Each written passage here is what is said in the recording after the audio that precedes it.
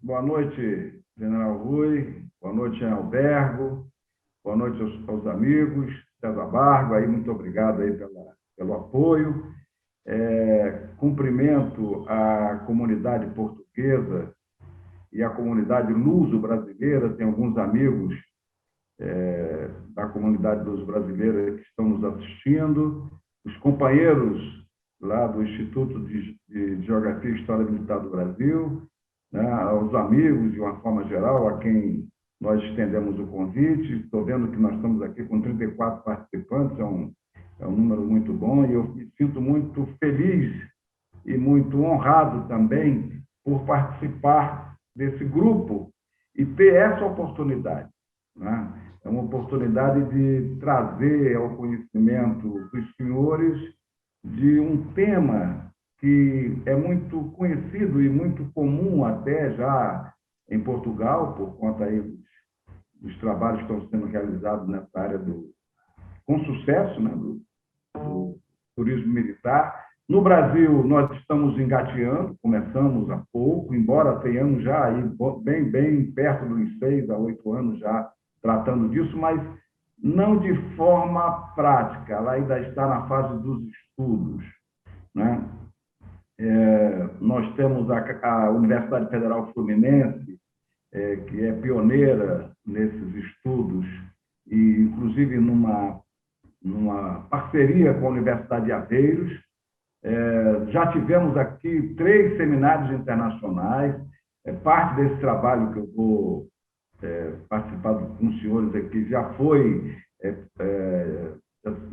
fez parte de um desses seminários. No Mato Grosso do Sul, na Universidade Federal do Mato Grosso do Sul, nós temos lá o professor Isaac Belino, que deve estar nos assistindo, né? Que junto com o professor Miguel Bar já tratava desse assunto também. Na Universidade do Paraná, Federal do Paraná, também temos gente pesquisando esse tema. E o Exército Brasileiro, para o Exército Brasileiro, essa temática é importantíssima, porque acreditamos nisso, por meio do turismo militar, que nós vamos preservar e divulgar o patrimônio histórico e cultural do Exército que está sob a nossa guarda. Então, hoje vai ser o nosso tema, né? O nosso tema de discussão. Eu vou tentar colocar aqui o PowerPoint, tomara que eu acerte. Então, como eu estava dizendo, o nosso objetivo hoje é demonstrar que os conteúdos militares, que nós vamos aqui listar campos de batalha, cemitérios, monumentos votivos, as próprias unidades militares, os museus militares, bem como os acervos documentais, imagéticos e tridimensionais relacionados à história militar, desde o período colonial até os nossos dias, podem ser usados para a implantação do turismo militar.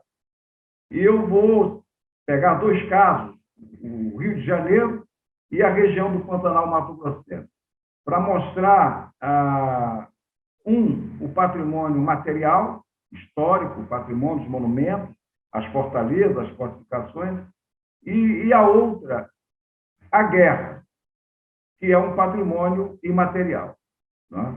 Os combates, a história, os heróis. Então, essas 2 possibilidades que nós podemos trabalhar no turismo militar. Fiz aqui um pequeno sumário, onde mostrei já o objetivo.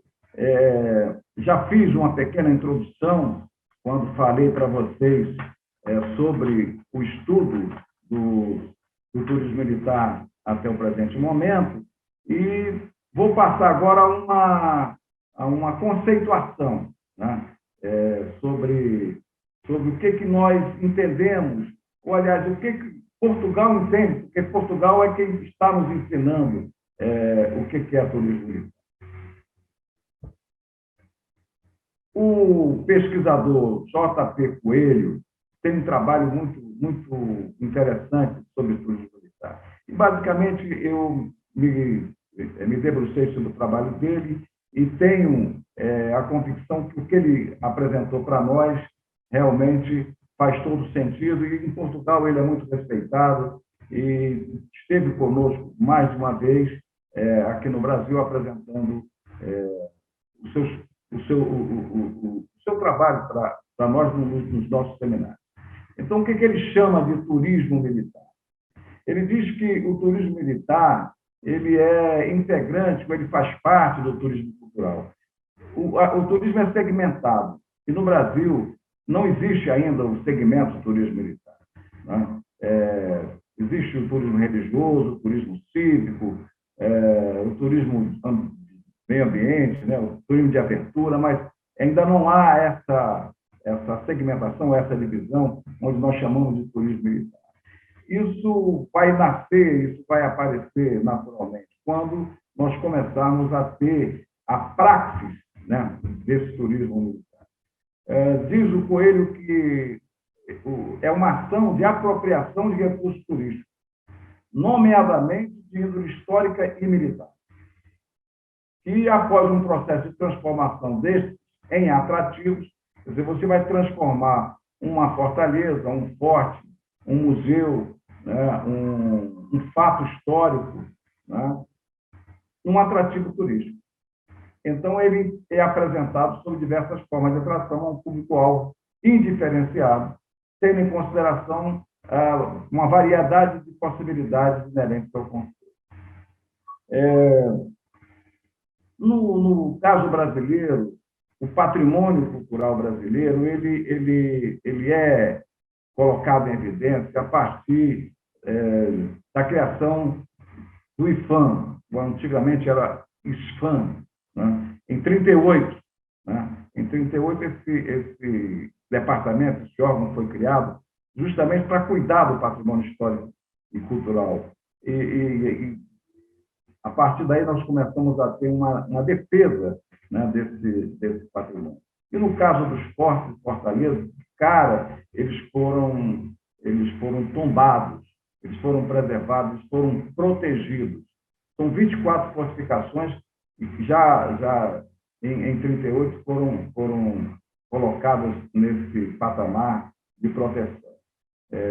A grande maioria dessas instalações, dessas fortificações, se encontra espalhada em locais de altíssimo valor natural, ambiental. Valores são praias, são pontos belíssimos. E isso dá uma valoração em termos de turismo.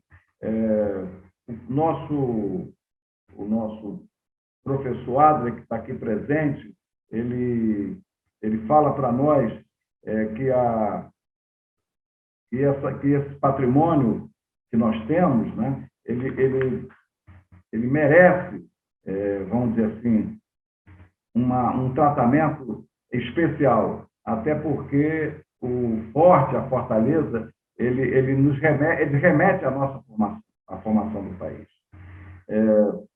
O turismo militar ele gera uma série de produtos. E, novamente, o Coelho cita, né, atividades educacionais, ele cita eventos que podem ser originados, encenações. Em Portugal acontece inúmeras encenações de batalhas, né? Nós não tivemos ainda a oportunidade de estar lá, mas temos conhecimento que já existe público cativo para isso, né?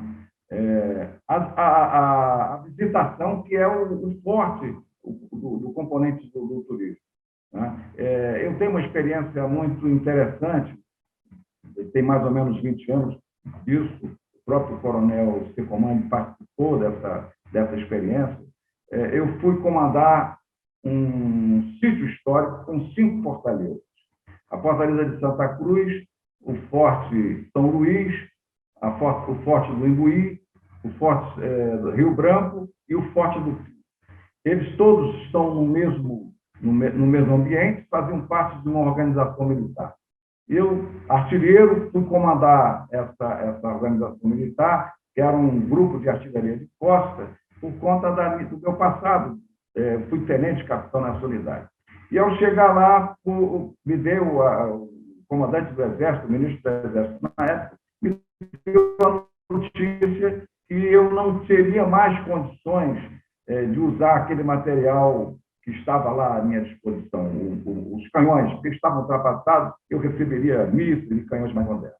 E aí eu perguntei a ele, o que eu faço então, general, com 650 homens, né, e todo um conhecimento de artilharia de forte? Ele falou assim, abra os fortes.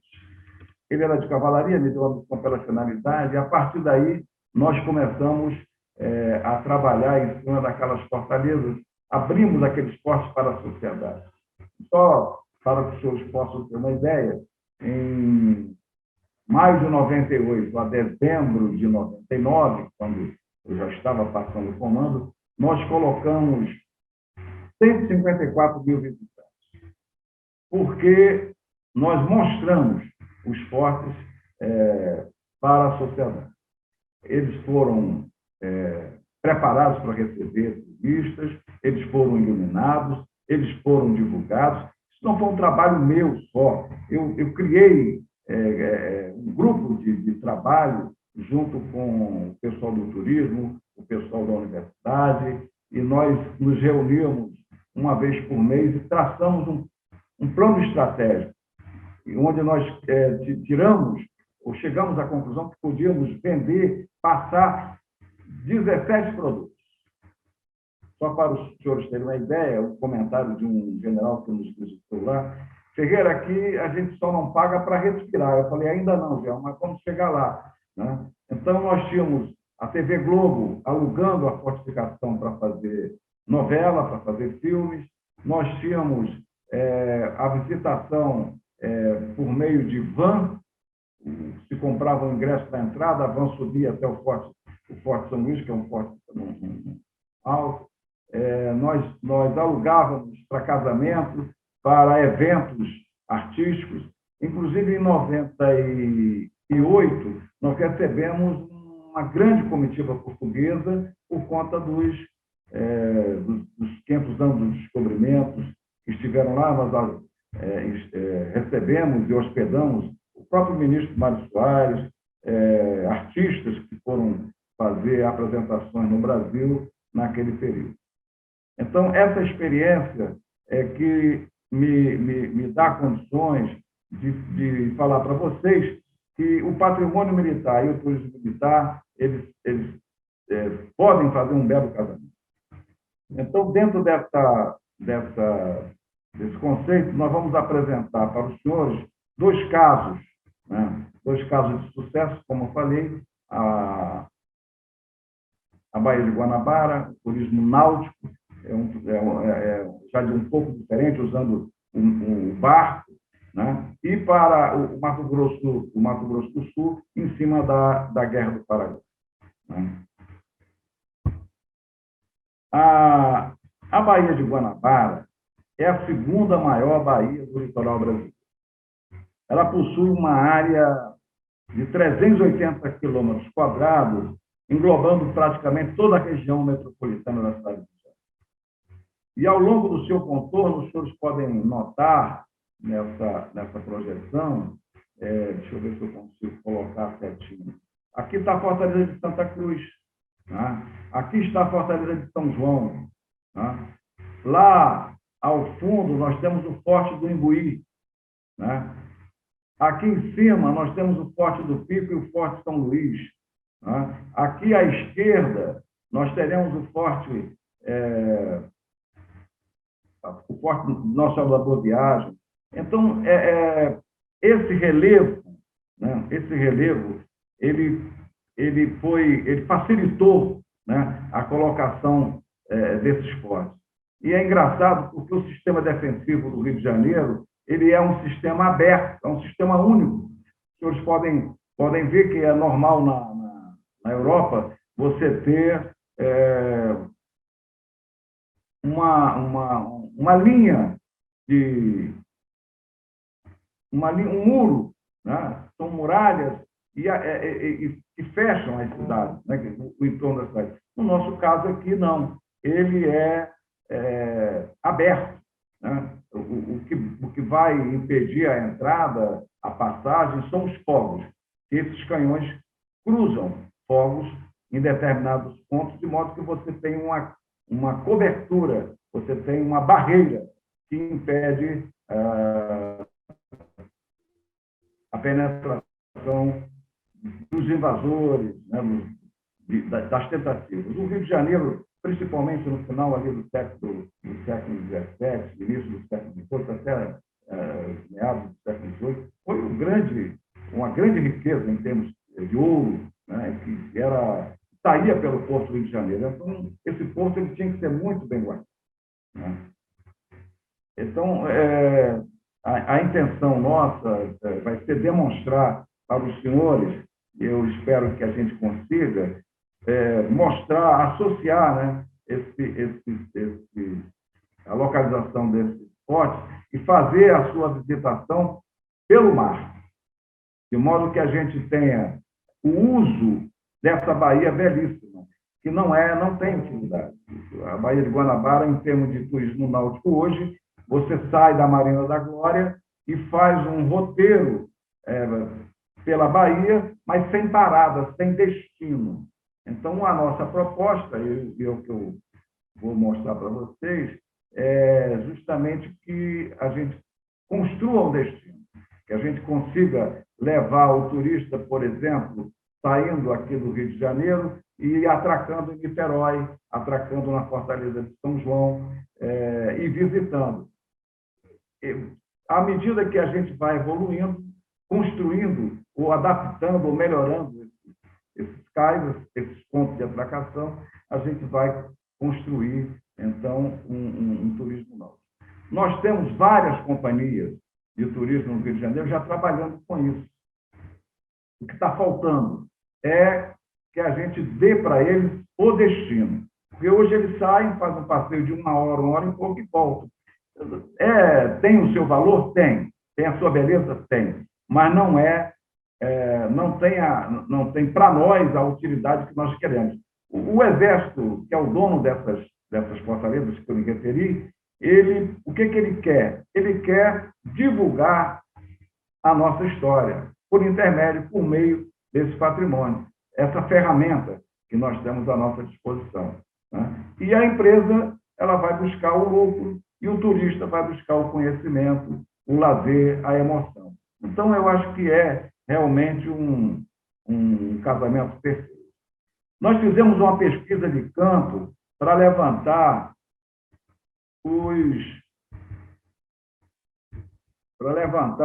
as necessidades que nós teríamos de melhorias nessas instalações, nessas fortificações. Então, do lado esquerdo, na coluna amarela, os senhores têm uma série de fortificações típicas, né? Nós temos aqui um forte histórico, o Museu Histórico do Exército, o Forte Copacabana, tá? No Rio de Janeiro, ele tem atracador. Tá? É só nós adaptarmos, darmos melhores condições de conforto e segurança, que vai começar a funcionar. A Fortaleza de São João, né, também tem atracador.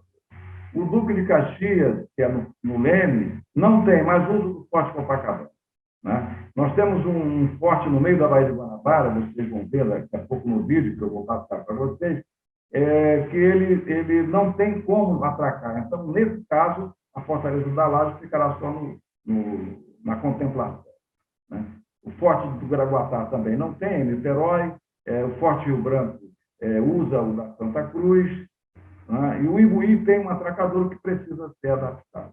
O São Luís, o Pico, também não tem, mas eles usam o da Santa Cruz. A Fortaleza de Santa Cruz seria o grande destino, porque a partir dele você visita outros 5 fortes, né? Então, é um passeio que duraria praticamente uma manhã ou uma tarde, né? E ela está em condições de receber, ela tem todas as condições de receber o turista.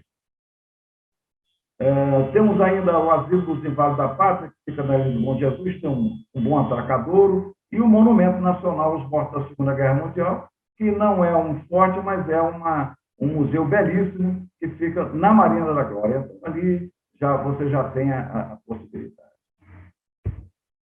A Marinha do Brasil também tem alguns espaços, eu fiz questão de listar, e eles têm um roteiro que já é feito normalmente com os seus navios.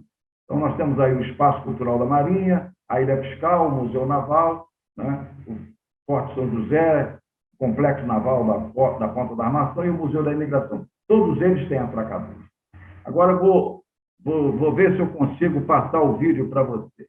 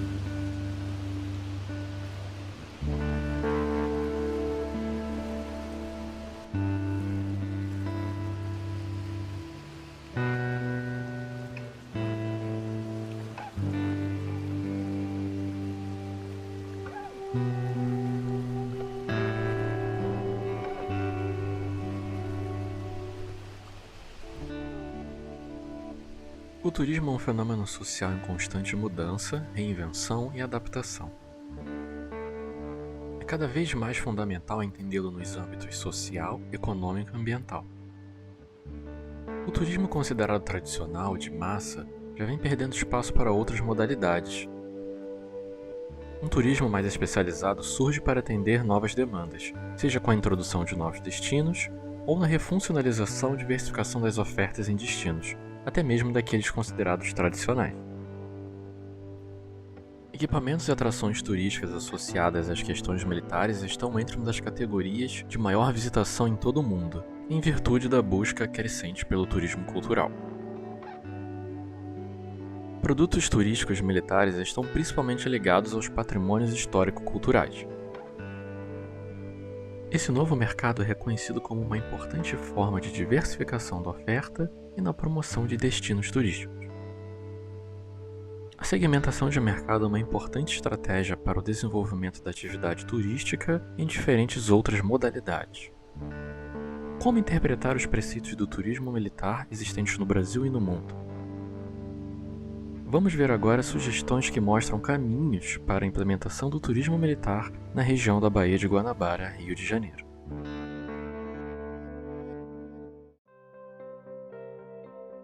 Após o levantamento bibliográfico acerca do turismo militar e as observações sistemáticas feitas na pesquisa de campo realizada no passeio de barco na Baía de Guanabara, oferecido pela Marinha do Brasil, vamos aos resultados. Em um primeiro momento, foram selecionadas 10 fortificações militares com potencial para comporem diferentes tipos de roteirização e de forma integrada. Mas incluímos também o Forte da Tabaíba em Niterói e o Forte da Mandaré da Laje no Rio de Janeiro. Temos então um total de 12 fortificações, 4 no Rio e 8 em Niterói. Temos em Niterói o Forte do Curaguatá, as ruínas da Ilha da Boa Viagem, a Fortaleza de Santa Cruz da Barra, os fortes do Pico, São Luís, Barão do Rio Branco, Tabaíba e Imbuí.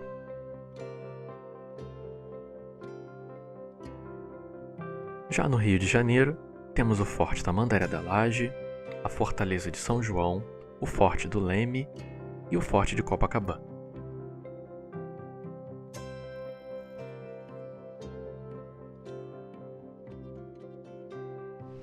Vejamos uma sugestão de roteiro náutico partindo do Espaço Cultural da Marinha.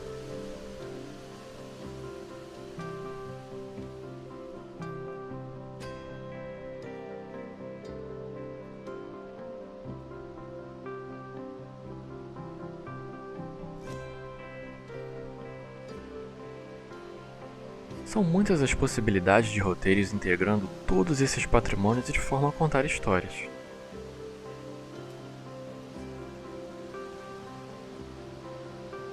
Outro local interessante para inclusão nesses roteiros seria a Marina da Glória, onde algumas empresas já realizam turismo náutico e poderiam agregar bastante nesses novos produtos.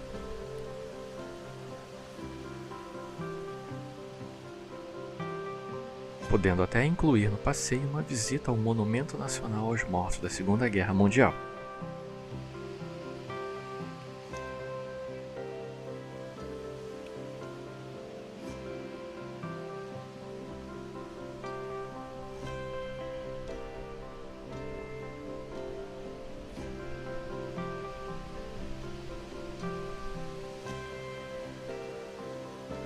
As sugestões desses passeios consistem na visualização das fortificações atrelado ao conteúdo explicativo que ocorrerá ao longo do percurso.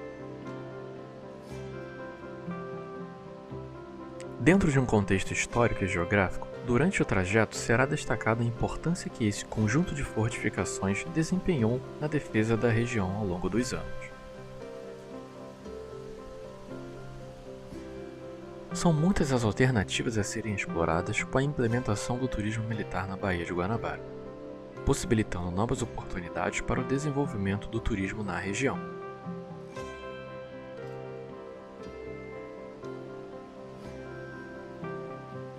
A partir dos roteiros náuticos, poderá ser estimulada a visitação de cada atrativo contemplado nesses passeios, de forma a conhecê-los também internamente, gerando assim uma maior interação entre os municípios e potencializando o aumento de novos negócios e alimentando toda uma cadeia produtiva.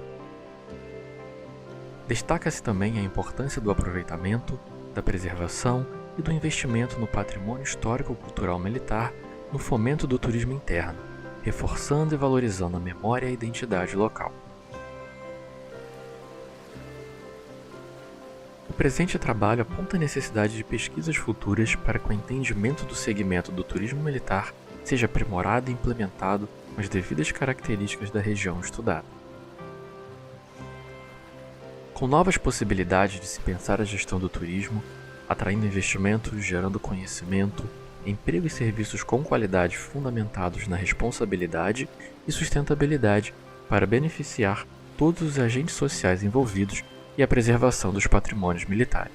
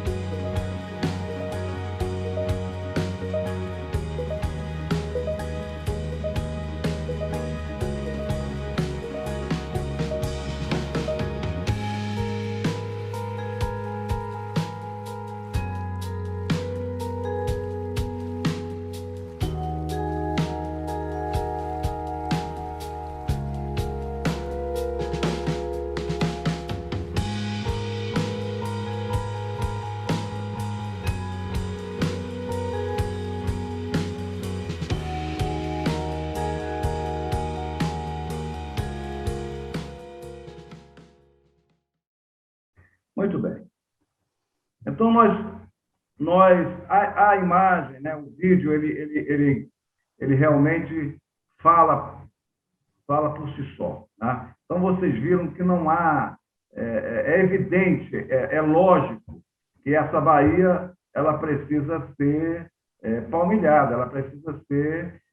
nós não vamos ficar engarrafados de um ponto a outro da cidade quando nós temos a baía. A travessia num barco, num saveiro, vai aí em torno de 25, 30 minutos. Então, isso, para começar, está faltando apenas que a gente coloque os nossos atracadouros em condições de receber o turista com segurança e com conforto, né? E abramos isso às empresas. E aí há toda uma tratativa econômica, né, em torno disso, em termos de concessão de uso, a legislação ampara sem problema. Né? Mas é claro que isso não pode partir do Exército. Isso tem que partir das empresas, tem que partir dos governos municipais, estaduais, do setor turístico desses governos que se interessam. Nós já estamos caminhando para isso. Esse trabalho que eu estou apresentando aos senhores aqui faz parte já desse esforço da Diretoria do Patrimônio Histórico e Cultural do Exército, por intermédio do general Ramírez, para que a gente coloque essa engrenagem em funcionamento. Tá certo? Já os estudos estão avançados, os contatos estão avançados, nós estamos trabalhando em termos de conseguir recursos para que esses cais, esses atracadouros possam ser recuperados, e aproveitando esse período que o turismo está parado por conta da pandemia, e logo depois a gente abra isso às empresas, para que elas possam fazer o que o mercado sabe fazer. Tá certo? Bom, eu estou mais ou menos aqui fiscalizando o meu tempo.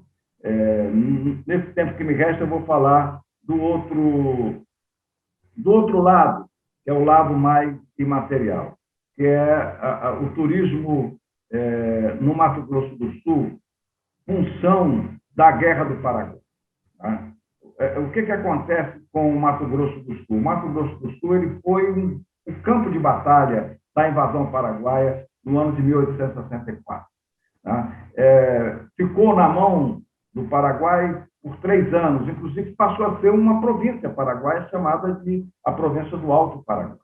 Tá certo? E a guerra deixou resquícios, deixou traços que são perfeitamente, vamos dizer assim, enquadrados dentro do turismo. Tem uma historiadora que eu gosto muito de citá-la, Ana Paula Spinello, lá do Mato Grosso, que num trabalho que ela fez, ela fala que o ritual da recordação da guerra continuará a juntar elementos do sagrado e do profano, mas fundamentalmente buscará despertar no visitante nacional ou regional um sentimento de pertencimento à sua terra e um fortalecimento nos seus valores e nas suas tradições, que é justamente aquilo que o Exército busca por meio da história militar, quando coloca isso dentro do campo do turismo militar.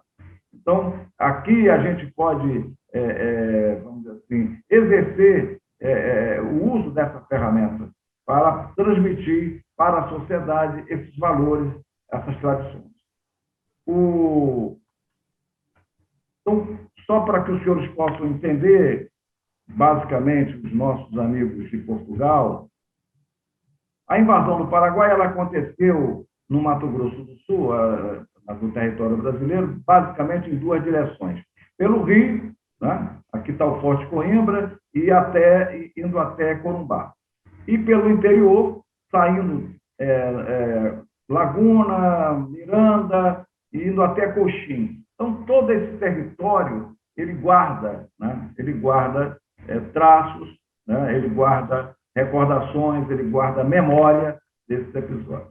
Por sua vez, o Brasil também se contrapôs a essa ofensiva por intermédio de, na verdade, de 2 direções pelo norte, e essa do norte é que nos dá também campo, nos dá base para um fato histórico que foi muito bem divulgado, muito bem contado no romance do Toné, chamado A Retirada da Laguna. Então, é uma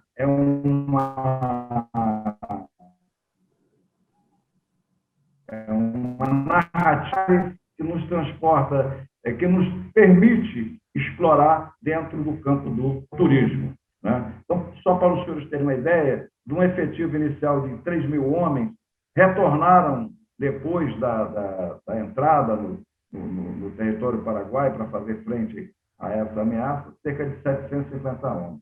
É uma epopeia por conta da doença, por conta da falta de apoio logístico, que está muito bem contada nesse livro do Toné, chamado A Retirada da Laguna.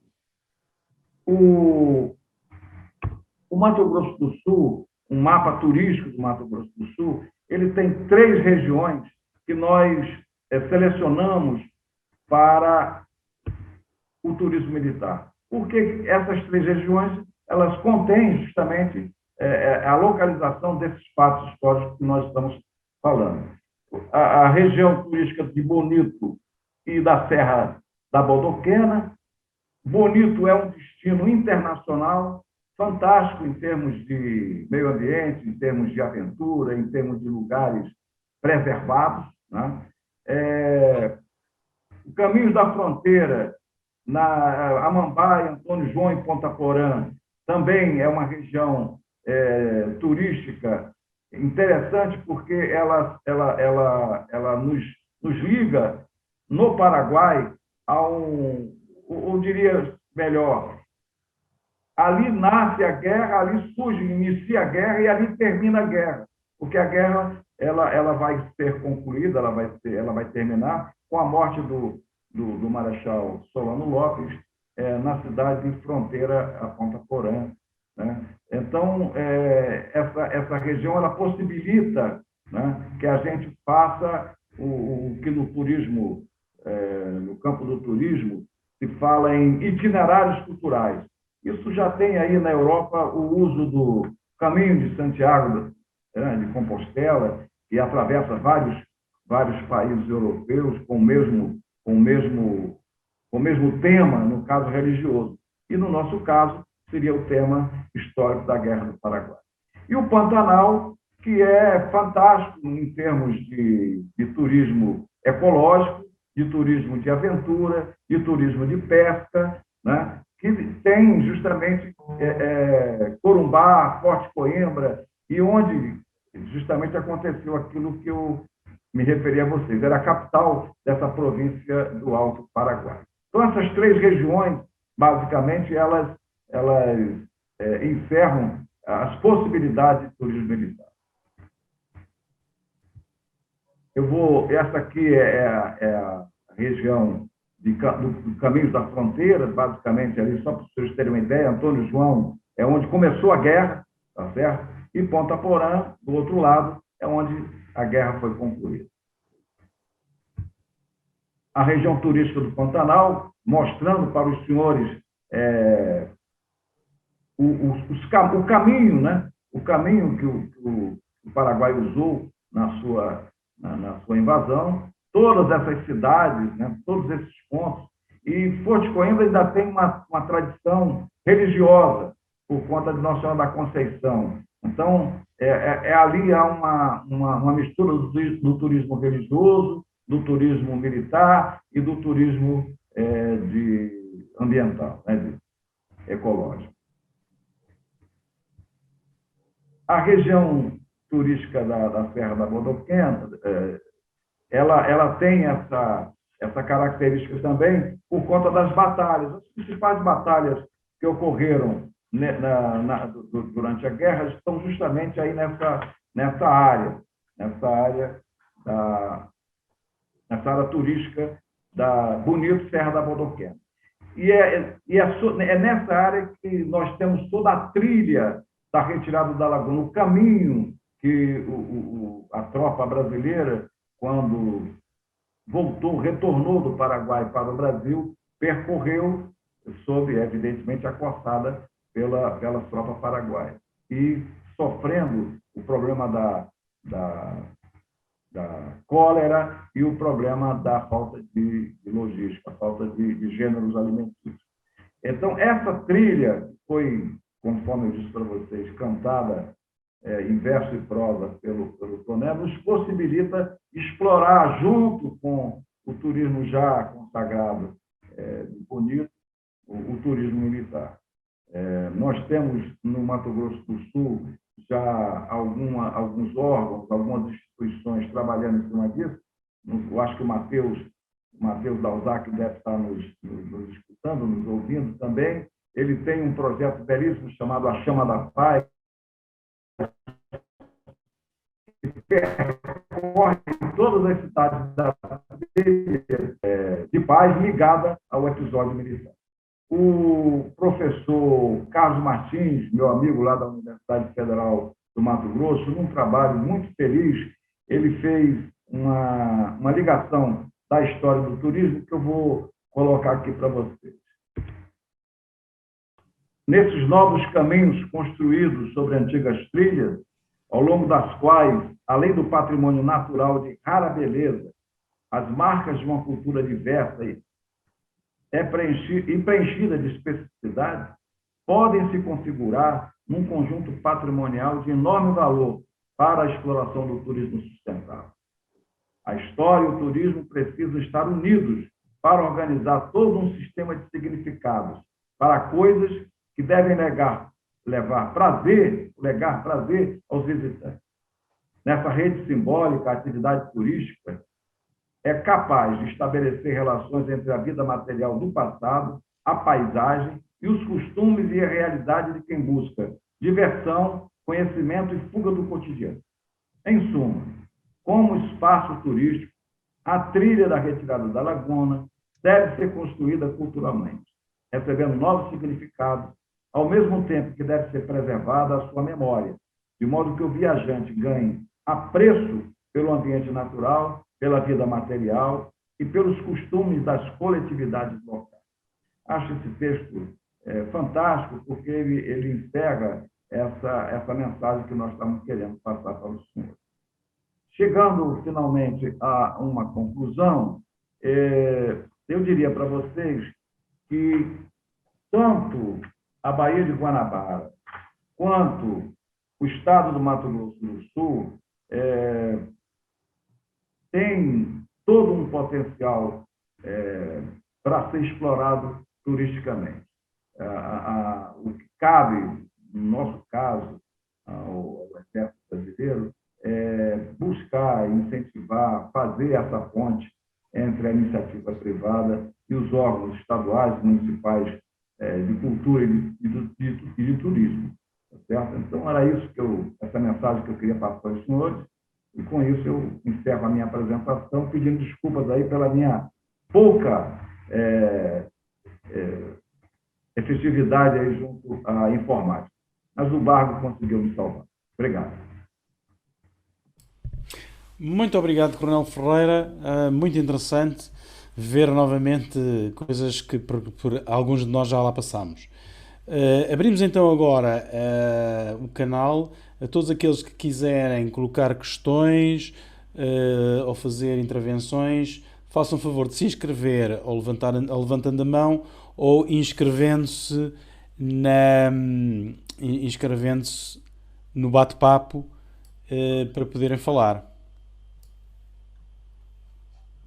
Tenho aqui sim um primeiro inscrito, o Mark Crathorne, que já viveu na região do Pantanal, vive agora em Portugal e que também tem experiência relativamente ao turismo militar, porque é um grande incentivador de Battle Tours.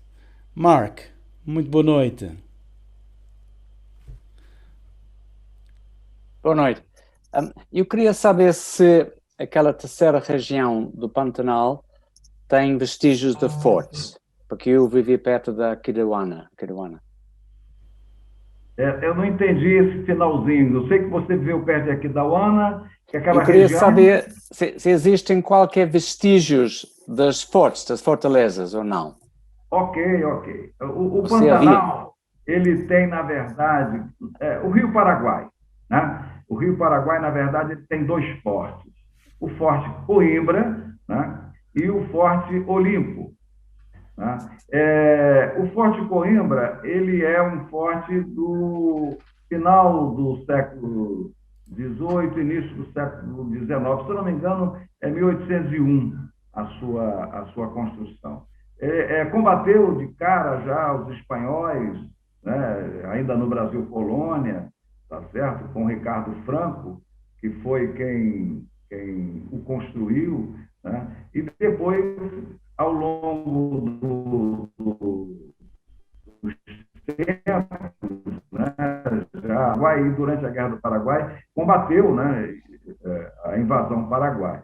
E na República também se manteve na defesa daquele trecho do Rio Paraguai. Hoje claro, está inativo, é um objeto de estudo, né? Nós temos até uma Universidade Federal da Grande Dourados, que tem lá um escritório para pesquisa, né? Um centro de pesquisa, tem um hotel de trânsito, tem uma companhia de fuzileiros no forte, né? Que tem um forte como sede, e tem um hotel de trânsito que tem condições de receber visitantes. Nós tivemos lá em 2019, por conta do Seminário Internacional sobre a Guerra, né, com mais ou menos uns 100 participantes desse seminário, e o forte é fantástico, é uma construção muito interessante. O Ferreira, eu acho que eu vi aqui no chat que o Adler fez um comentário. Acho que o Adler, se você estiver ouvindo aí, é interessante que você fizesse teu complemento agora, querido.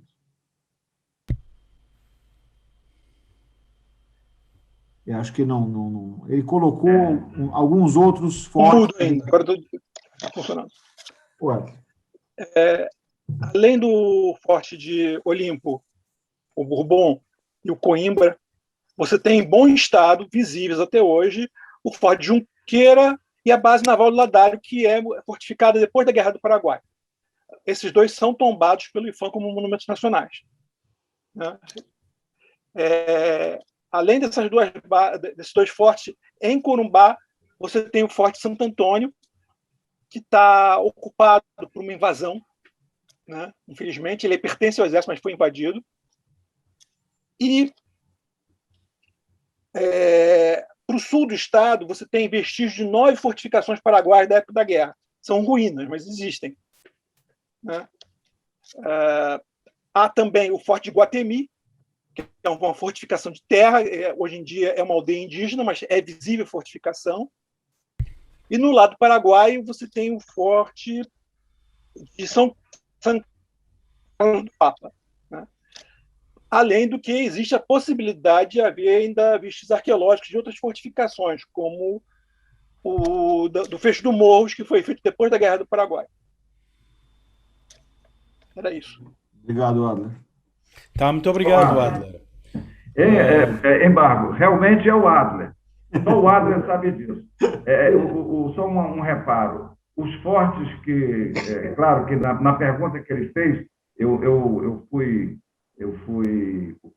passado, porque, na verdade, eu estava dentro do tema da Guerra do Paraguai. Mas os fortes que o Adler falou são fortes coloniais, existem, são resquícios, e os dois fortes de Corumbá, se eu não me engano, são republicanos. Foram construídos depois, ainda são da época, logo depois da guerra. Tá bom, era isso aí. Muito obrigado. Gostaria de saber se há mais alguém que quer intervir ou fazer questões ou colocar questões. Se não há neste momento, eu teria aqui sim uma pequena intervenção e pedir também ao Mark, que nos pode apoiar, que o turismo militar é muito interessante, que começa ainda no século XIX com visitas ao campo de batalha de Waterloo. O Waterloo realizou-se em 1815, a batalha, e passado cerca de 15 anos já havia visitas ao campo de batalha de Waterloo. Os nossos amigos ingleses desde essa época, portanto já vão quase 200 anos, têm um procedimento muito interessante que é utilizado nas escolas militares, que são visitas a campos de batalha, visitas a locais onde se desenrolaram grandes batalhas ou campanhas, e para estudar exatamente aquilo que ocorreu num determinado momento. Verifiquei nas minhas passagens pela Bélgica que esse tipo de atividades são muito queridas e muito requisitadas por pessoas que não têm nada a ver com a componente militar, que não têm preparação militar, que não conhecem a tática e a estratégia, mas que gostam de história e que gostam de visitar locais onde ocorreram batalhas ou ocorreram campanhas. Dou o exemplo, na Bélgica, não só a parte da Batalha do Waterloo, mas também os campos e os locais onde houve a frente da guerra, da Primeira Guerra Mundial. Ou, por exemplo, a visita ao Forte Ebenemal, onde se iniciou a invasão alemã na Segunda Guerra Mundial. Aqui, assim, em Portugal, o próprio Mark Rathorn, através da British Historical Society, organiza e tem uma coisa muito interessante, que é visitas aos campos de batalha de há 200 anos, e que são muito requisitados por visitantes ingleses. Mark, queres partilhar um bocadinho a experiência destas visitas e o que é que isto traz e que tipo de visitantes é que nós temos?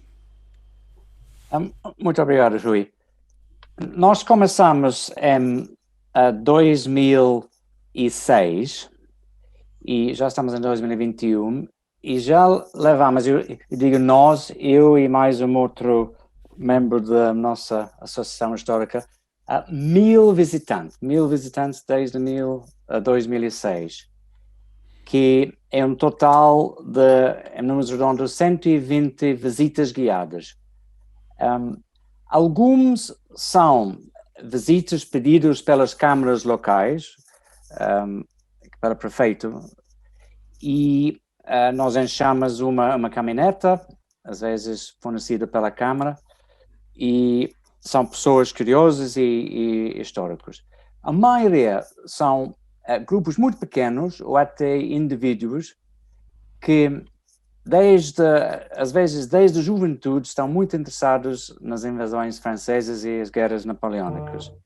E eu direi que 80% são pessoas com bastante sabedoria, que já fizeram a sua pesquisa e sabem exatamente o que querem ver e ficam muito impressionados e muito entusiasmados a ver ao vivo os sítios, os fortes, os campos de batalha, os quartéis de generais franceses e britânicos e portugueses, e também nós estamos a contribuir para a economia local, porque a maioria destas visitas implicam a pernoitar em hotéis e, naturalmente, comem nos restaurantes locais. E estas pessoas saem de Portugal com uma visão muito positiva do nosso país, do nosso património histórico, gastronomia, e, engraçado, não são só ingleses, mas vêm de todos os cantos do mundo. Já levamos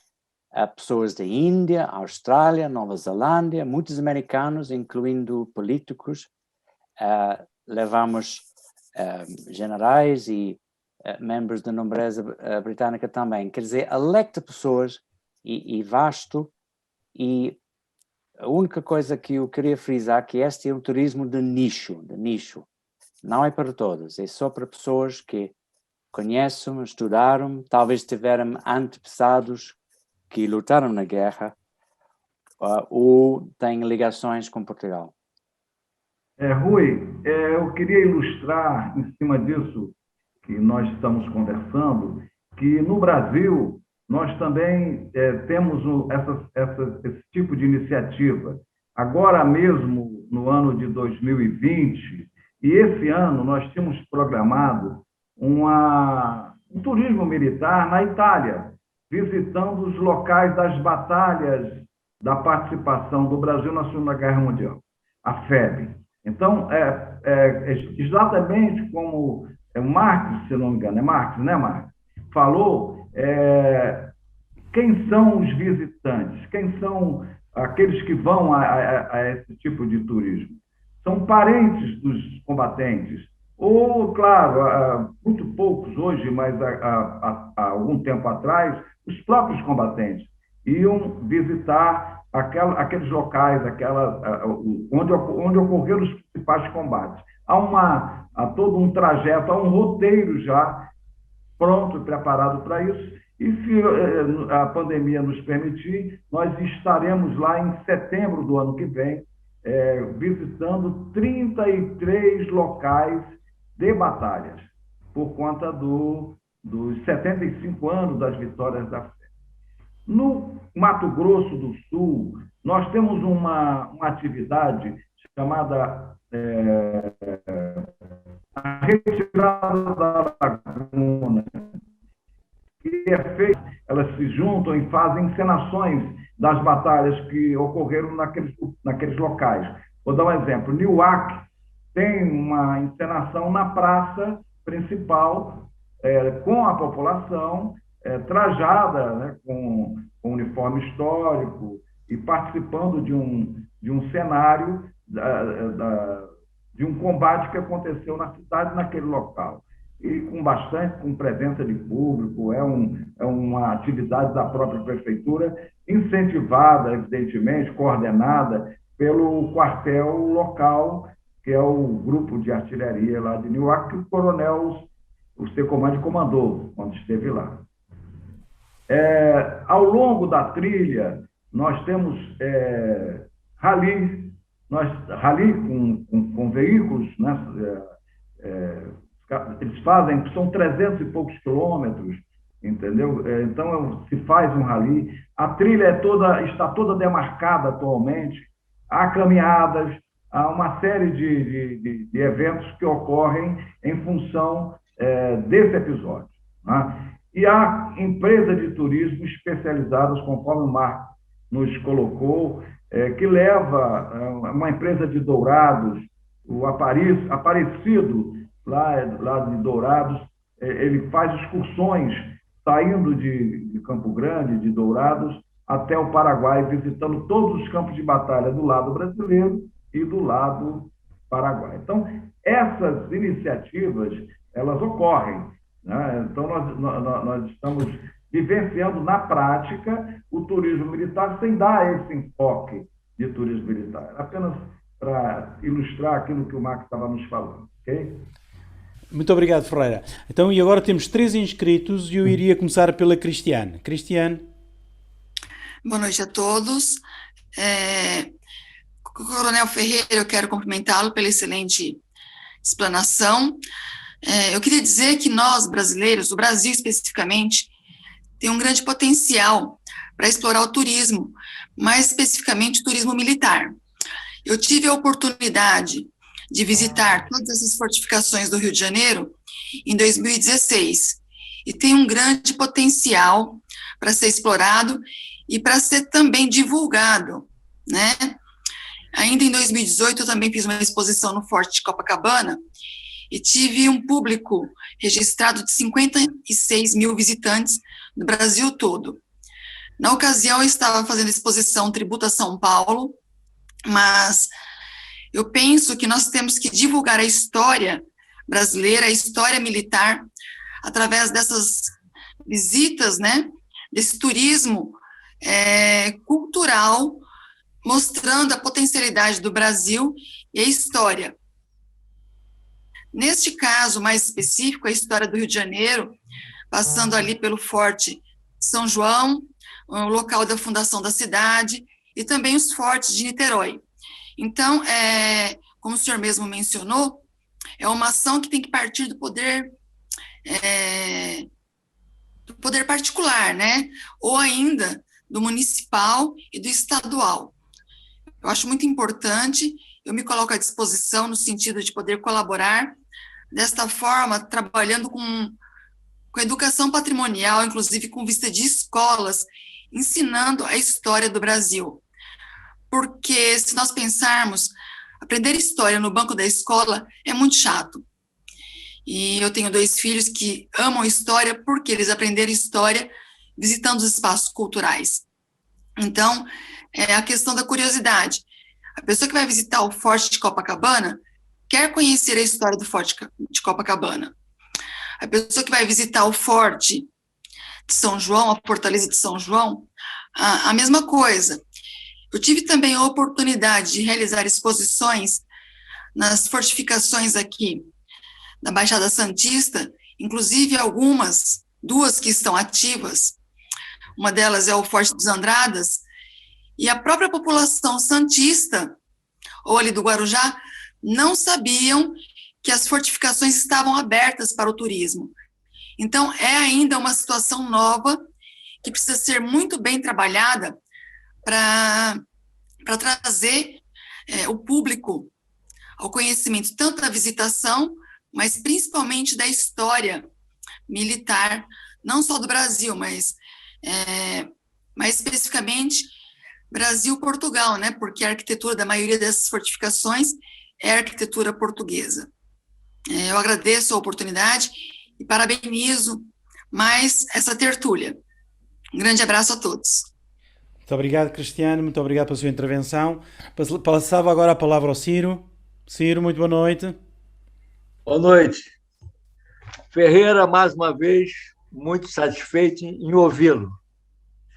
Você é realmente um apóstolo do turismo militar, vem trabalhando nisso de forma brilhante, e eu queria só colocar para você uma questão. Até que ponto os comandantes das unidades militares a quem estão subordinadas fortes, eles têm a questão da recepção ao visitante como sendo uma coisa importante, primordial. A mim me parece, nas várias vezes que visitei Santa Cruz de Niterói, mesmo o São João, mesmo o Forte Copacabana, sempre me parece o seguinte, que não há, vamos dizer assim, um empenho por parte dos comandos em melhorar essa visitação. Quer dizer, há uma certa imobilidade.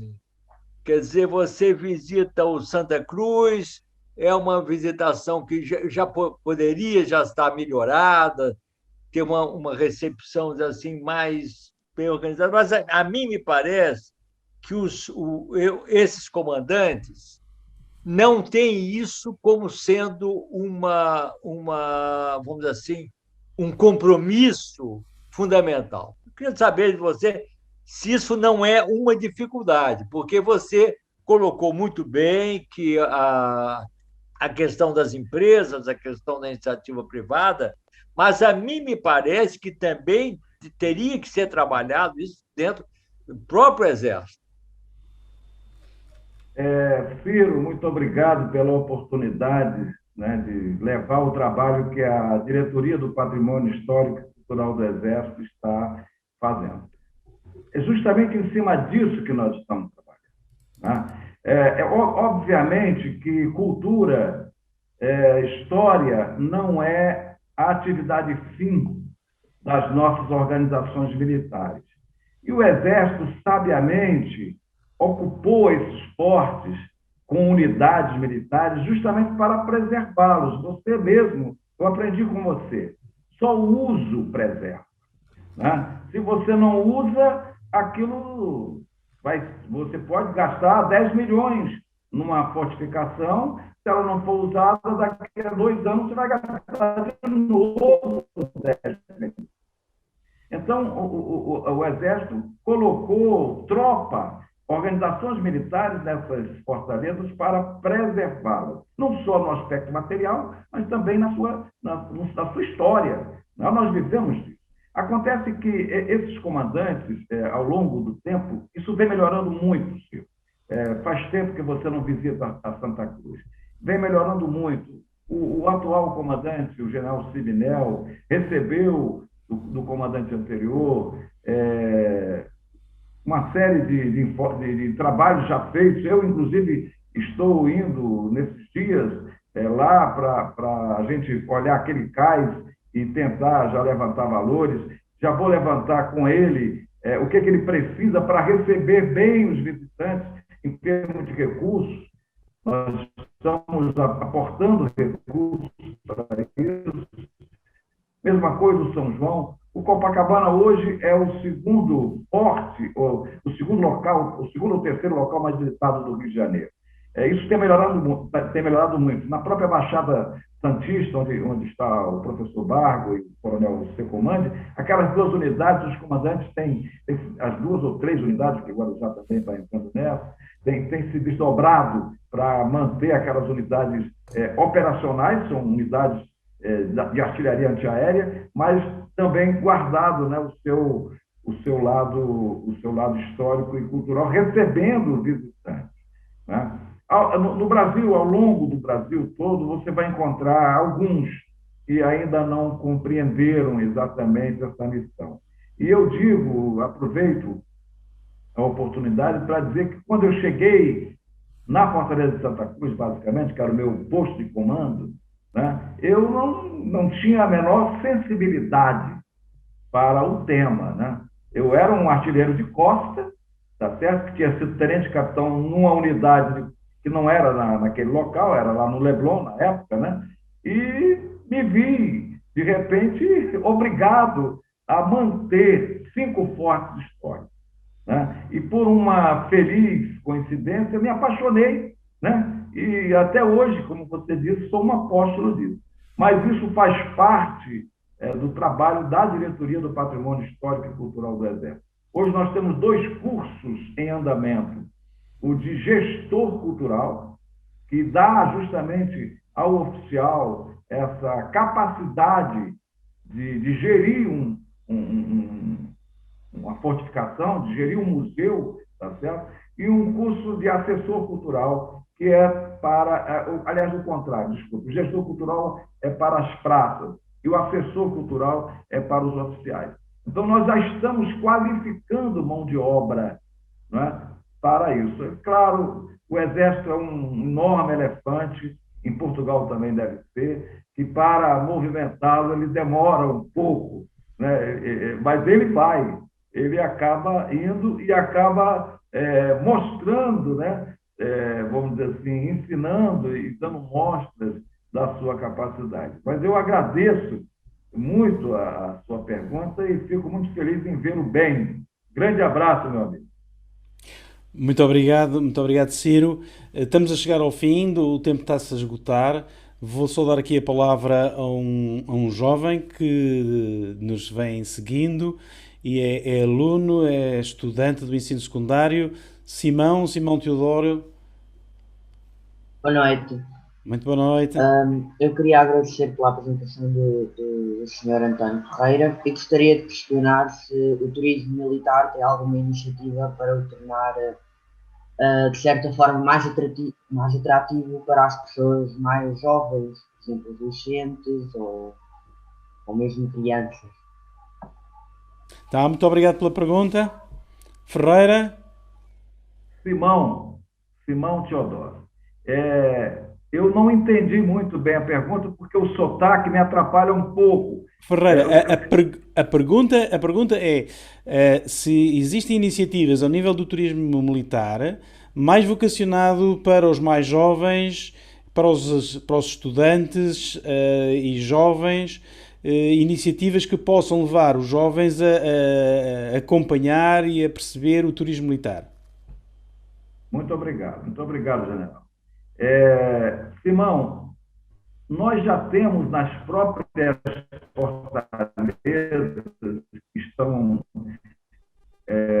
abrigando organizações militares nos dias de hoje, uma quantidade enorme de jovens, né? Os soldados, quando eles prestam um serviço militar, eles já tomam contato, né, com a história, tomam contato com o monumento, né, e aprendem, né, vamos dizer assim, a gostar disso. Agora, para o público civil, basicamente em cima das escolas, a gente recebe bastante visitação das escolas estaduais, municipais, particulares, em todos os níveis, desde os níveis menores, de menoridade, até o nível médio de maioridade, né? E há um interesse crescente do jovem com relação a isso, porque os locais têm uma beleza natural muito grande, os esportes normalmente são situados em locais de muita beleza, e o jovem é muito sensível a essa beleza, a essa localização.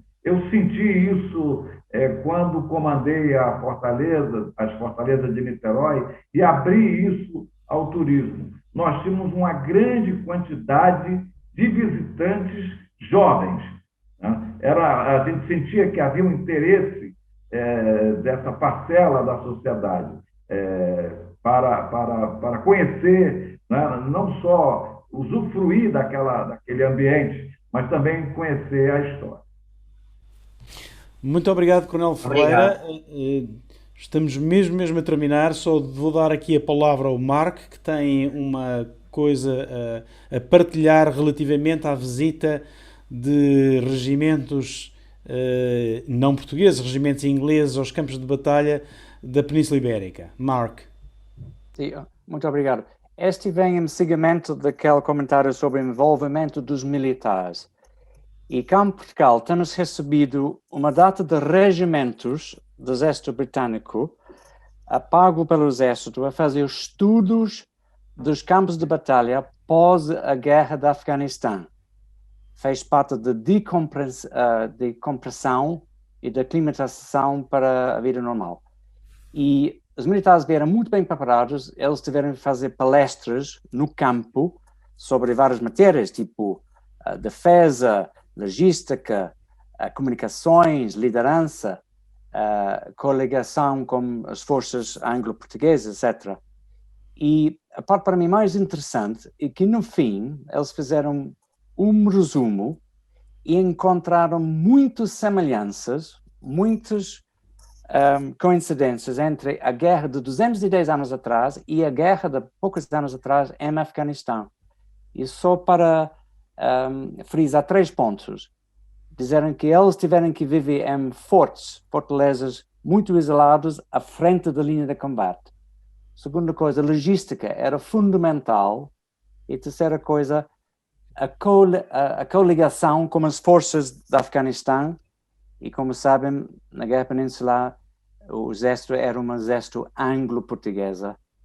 E a grande diferença, eles disseram, é que o general estava presente na Península Ibérica, mas o general francês, ou o comandante Napoleão, estava milhares de quilómetros distante. Obrigado.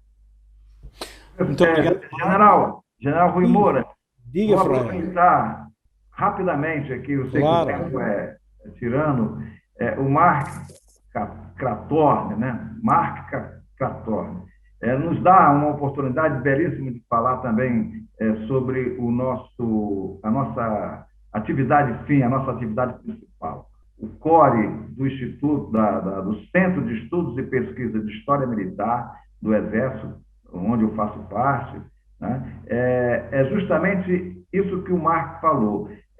Nós termos a história como base para a doutrina, né? Então, a gente consegue, por intermédio da história, validar a doutrina. Agora mesmo, nós estamos fazendo, aproveito para convidar a todos, no dia 8 de julho, às 14 horas, um pequeno seminário igual a esse, com 3 palestrantes, que nós vamos mostrar a foz do Rio Amazonas. Como é que aquela foz está sendo defendida hoje? E como é que ela foi defendida no passado pelos portugueses, pelos luso-brasileiros e pelos brasileiros, contra os invasores ingleses, irlandeses, holandeses.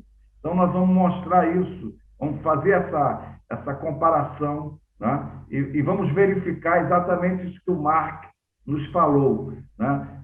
As guerras de hoje, elas têm muito na base as guerras do passado. Muito obrigado, Mark. Muito obrigado, Coronel Ferreira. Muito obrigado pela sua prestação e pelas respostas que deu. Muito obrigado pela participação de todos e pelas questões e intervenções muito interessantes. Sem dúvida nenhuma que o turismo militar é algo que pode trazer também às sociedades locais e às comunidades locais algo com que eles possam, digamos assim, se rever no património que está perto das suas habitações e que muitas vezes, ou durante muitos anos, estiveram de costas voltadas. Muitos parabéns também ao Simão pela sua intervenção. É sempre importante termos aqui sim os jovens que têm sempre muita coisa, às vezes, também para nos ensinar. Muito obrigado a todos. Eu não sei se o professor César tem alguma coisa a dizer, se eu posso já fazer a apresentação da próxima. Eu queria fazer só uma intervenção rápida, Rui. Claro. É porque é interessante pensar, eu sei que a gente está falando hoje aqui das fortificações militares e da história militar que está por trás dela, ligada ao local onde essas diversas fortificações estão colocadas. Mas o fato é que esse tipo de visão que incorpora o contexto do bem patrimonial é o que vai garantir que haja o que a gente tanto busca, que é esta questão do pertencimento, né? Ele envolve as regiões vizinhas, a população que ali tem o seu comércio, mas ele também traz, nos indícios de história que estão em camadas sobre camadas nessas fortificações, né, elementos da história daquela população e daquela paisagem onde ela está inserida, né? Eu, ao longo da fala do Ferreira, vi que a querida Rose Norá escreveu lá de aspectos, por exemplo, arqueológicos que estão ligados a algumas fortificações, né? Às vezes, esse tipo de pesquisa, ou sair daquele scratch the surface, que a gente fala em inglês, e um pouco mais além, e tentar trazer para o entorno, para o visitante, toda uma história que contextualiza e que integra essas fortificações. No caso do Rio é fácil, porque são várias, com uma proximidade que você consegue ao longo do dia visitar várias, né? E sair dali com um apanhado histórico de conhecimento que faz com que aquilo seja internalizado e preservado, tanto na memória de quem leva essa experiência, como naquele que oferece, né? Que sente vontade de dar mais e se aprofundar mais também para fazer com que a experiência, do ponto de vista até econômico, seja mais efetiva. É isso que eu queria comentar e agradecer ao Ferreira pela excelente fala. Rui, você pode apresentar o nosso próximo convidado?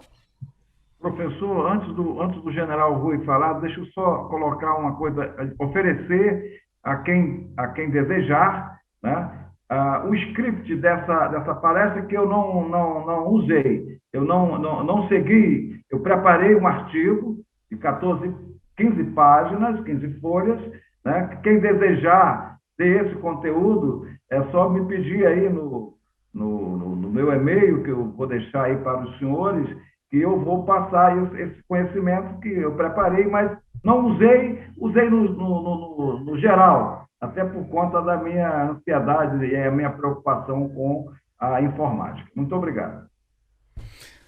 Muito obrigado e muitos parabéns, Coronel Ferreira. Muitos parabéns. Então, vamos apresentar aquilo que vai ocorrer daqui a 15 dias. Daqui a 15 dias voltamos novamente a este lado do Atlântico e vamos voltar novamente à música. Há 15 dias tivemos o Pedro Tadeu a falar dos hinos e referiu repetidamente um incontornável, que é o Marcos Portugal. A palestra daqui a 15 dias, a nossa tertúlia, vai ser exatamente à volta de Marcos Portugal.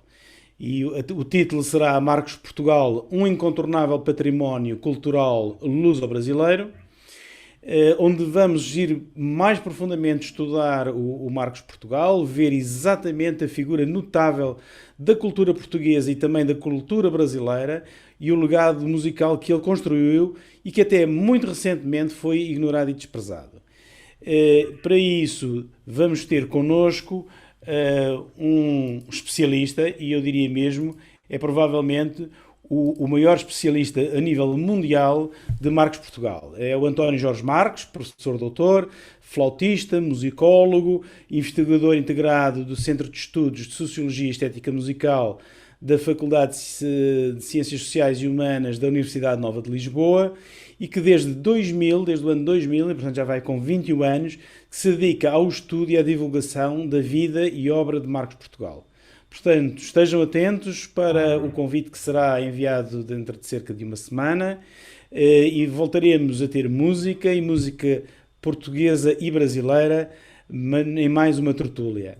Muito obrigado pela presença de todos, muito obrigado também pela participação ativa nesta reunião e até daqui a 15 dias e muita saúde a todos. Muito boa noite. Obrigado a todos e não esqueçam, a partir de terça-feira no canal do YouTube você já vai ter acesso a essa nossa apresentação de hoje, tá ok? Bom domingo para todos e fiquem com Deus. 99. Boa noite. Parabéns, Ferreira. Tá levando aí. Você só falou do CEPMEX, não falou do Instituto, né? Você é do Instituto também, cara. Está registrado aqui, Breno. Está registrado. Tem que fazer uma propagandazinha nossa.